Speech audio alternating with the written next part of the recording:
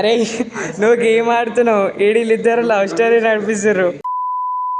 అందరికీ నమస్తే. రోజు లాగానే ఈ రోజు కూడా పొద్దున లేవంగానే కోచింగ్కి అయితే వెళ్ళిపోయినుండే, కానీ క్లాస్ వినబుద్ధి అయితే లేదని నేను ఇంకా మా దోస్తు ఇద్దరం కలిసి కాలేజ్కి అయితే వెళ్ళిపోయినాం. క్లాస్ లో సార్ ఉండని తెలియంగానే కాలేజ్ బ్యాక్ సైడ్ ఉన్న మా హైడ్రాలిక్స్ ల్యాబ్ కి అయితే వెళ్ళిపోయినాం. అక్కడే మా ఫస్ట్ షిఫ్ట్ ఆనిముత్యాలు అందరు కలిసి గ్రూప్ డిస్కషన్ పెట్టుకుంటా చదువుకుంటుండే. వీడు ఇంత మంచి అవుట్ఫిట్ వేసుకొని కూడా నా అవుట్ఫిట్ బాగాలేదురా బై వీడియో తీయకని బెదిరిస్తుండు. వాడు వీడియో తీయకు అని చెప్పినందుకే ఈ షార్ట్ వ్లాగ్ లో పెట్టాల్సి వస్తుంది. కలిసి చాలా రోజులైంది కదా అని మా దోస్తు వాళ్ళతో కలిసి జరసేపు మాట్లాడినండే.